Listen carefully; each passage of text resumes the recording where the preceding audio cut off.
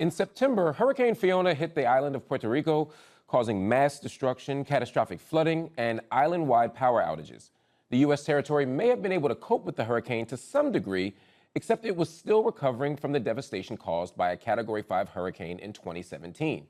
The island's residents have faced continuing issues, from a fragile electrical grid to a faltering economy as Puerto Rico struggles to climb out of bankruptcy. But the problems don't stop there.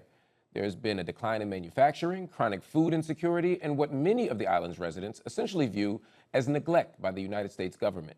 So how does Puerto Rico recover and stabilize before the next climate disaster? Joining us to discuss this is Carmen Yulin Cruz, the former mayor of San Juan, Puerto Rico, and fellow at Mount Holyoke College in Massachusetts. She's also the host of a new podcast called Sheroics, about everyday women who are changing the world one community at a time. Yulin, thank you so much for joining us and UpFront. You've seen the devastation after the hurricanes up close when you were the mayor. When you left office in 2020, the island hadn't recovered from the impact of Hurricane Maria. And now, in fact, it was still recovering from Maria in September when Fiona hit. Talk to me about what it looks like on the ground. You just got back. Talk to me about that.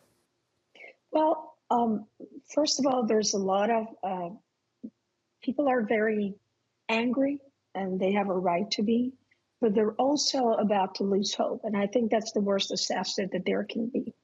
There are still communities that don't have electricity, hospitals that are faltering in their providing services. And what people have to understand is that, and you mentioned it a little bit, we were still recovering from Hurricanes Irma and Maria, which was one right after the other. Financial bankruptcy. There were two coastal storms. Then there were two major earthquakes. And then there was the pandemic. That's all in a 4-year time span. So it's one crisis after another. And what people are seeing is, first of all, there was the Trump administration that discriminated against Puerto Rico, and the money started flowing into Puerto Rico in 2020, even though it had been appropriated sometime before. But what people are seeing on the ground is a lack of vision and a hoarding of the local central government of Puerto Rico, of the resources that come into Puerto Rico. And the mayors are saying, give me the money and let me put all these plans moving forward. What it looks like, it's like a war zone that doesn't recover. You mentioned the sort of crisis in 2017 is at least partially being linked to the Trump administration discriminating against Puerto Rico. Now we're in 2022, there's a Biden administration. How distinct is the response and recovery effort now versus then? I understand there's lots of problems on the ground, so in some ways it seems like it's not that different. There is a difference in tone and understanding, right? One threw paper towels at us, and that GIF still continues to haunt the United States. And the other one is really going out of the way, the Biden administration, to say, hey, look, let me see what I can do without dictating energy policy. The problem is that what has been done in the ground in Puerto Rico sometimes contradicts the energy policy in the U.S. So, you can't have it both ways. You can't say, let's go green here, but then, well, let's not go that green. There's money still from Irma and Maria that hasn't been used. Let's talk about that money. I'm glad you mentioned money, and you've talked about the distribution of money before. FEMA, the Federal Emergency Management Agency, allocated $28 billion for recovery efforts. This is public assistance funding, right? 5 years later, this happened in 2018, 5 years later, only about 1/5 of it has been released. There have been additional funds allocated post-Fiona, but the issue, as I see it, isn't really allocation as much as it is being able to use public assistance money for recovery. Why is access to the money? Correct. Why is access to the money such an issue? One of the things was that it was withheld by the past administration, but now it's flowing, right? So you think, well, what is the problem? Well, FEMA just went into an agreement with the central government in Puerto Rico. And the sub-recipient of the central government are the municipalities. So there's this entire red tape. FEMA requires certain aspects in order to give the money, but then the central government of Puerto Rico requires additional money, and it is ludicrous. There are mayors waiting for bridges to be built.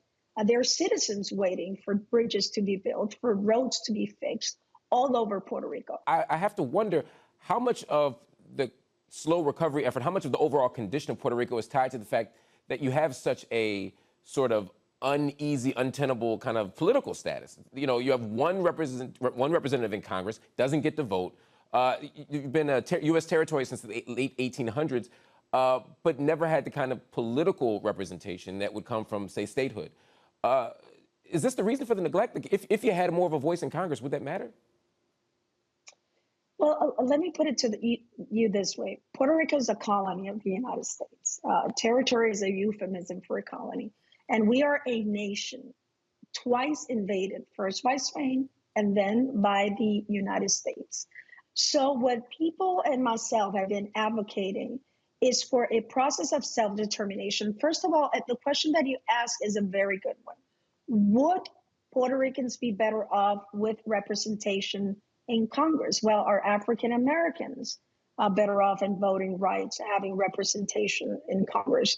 This is a fight that has been, Congressman John Lewis gave his life to make sure that everyone, not only African Americans, but that everyone in the United States had a right to vote. Are women that are seeking abortions better off with representation in the United States Senate or Congress? So what we're looking for is to be seen, to be respected, and to have a real process of self-determination where all Puerto Rican voices can be heard and all non-colonial. Because, if the current status is the colony, we shouldn't include the current status. I was going to say, but you sort of advocated for a kind of complicated relationship to the kind of colonizing power of the United States. You talked about a free association, association for Puerto Rico. That's not exactly statehood, and that's not exactly the kind of full independent nation that many people advocate for. And so in some sense, you're sort of advocating for a relationship where you have some of the representational power of a state, but also a kind of sovereignty that comes from being an independent nation. Well, one of the things that the U.S. has already has with the Palau Islands and the Mariana Islands, this type of situation. But listen, in 1917, the U.S. made Puerto Ricans U.S. citizens.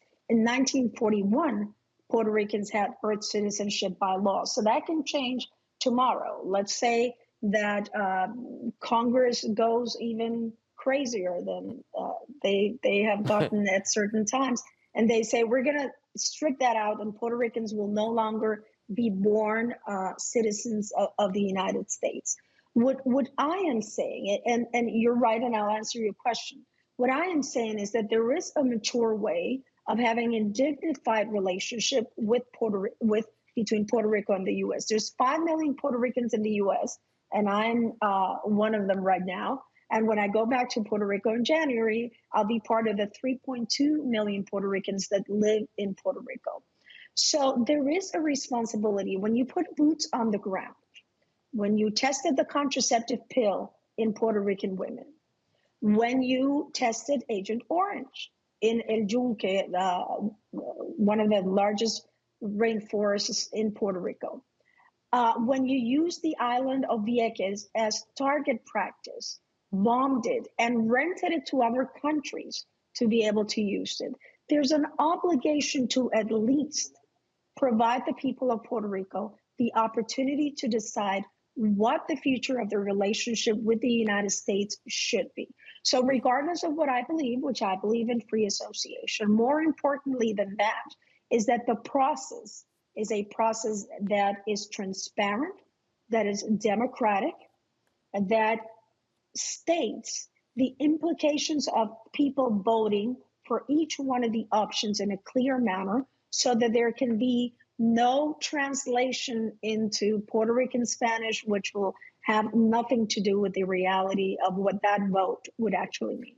Well, Yulin, I want to thank you for your time with us on UpFront, and of course, best of luck to Thank you very everyone in much. Puerto Rico in the recovery effort.